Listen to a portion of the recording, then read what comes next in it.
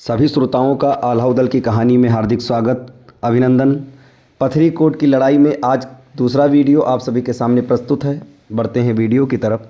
अंततः पथरी कोट पर महोबे वाले चढ़ आए।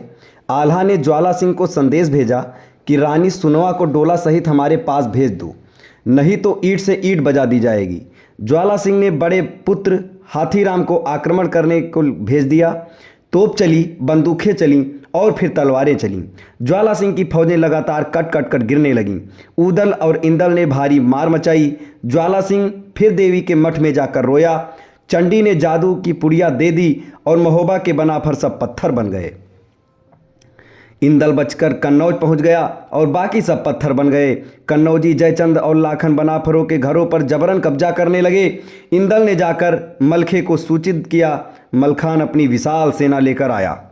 लाखन और जयचंद को ललकारा। दोनों ने मलखान का लोहा माना। मलखे फिर अमर गुरु के पास गए। मलखान 3 दिन तक एक पांव पर खड़ा रहा और अपना सिर काटने के लिए तैयार हो गया। तो अमरनाथ के कारण पूछा। मलखे ने सारी बात बताई। उन्होंने चंडी को प्रसन्न करने को कहा। साथ ही गुरु अमरनाथ ने अपनी सारी विद्या मलखान को दे दी।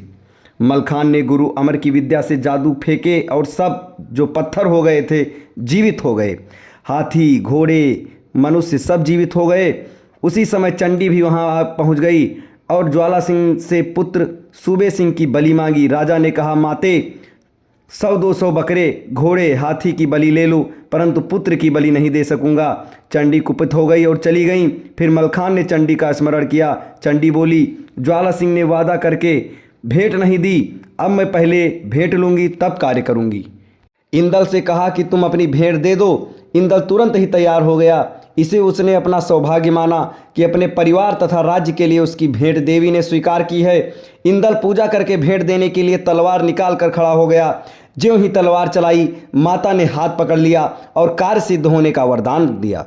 मलखान ने ज्वाला सिंह को पत्र लिखा, अब भी युद्ध करना चाहो तो मैं मैदान आ जाओ। ज्वाला सिंह की फौज एक बार फिर युद्ध करने आ गई। दोनों बेटों सहित ज्वाला सिंह रण में भिड़ गया। उसके सब सैनिक खप गए।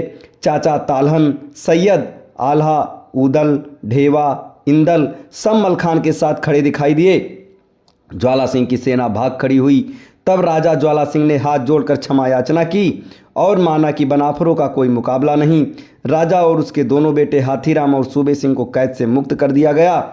एक डोला रानी सुनवा का तथा दूसरा अपनी पुत्री सुआपंखनी का आल्हा को सौंप दिया। महोबे जाकर इंदल का सुआपंखनी से विधिवत विवाह किया गया। अब इसके आगे की लड़ाई आपको अगले वीडियो में बताई जाएगी।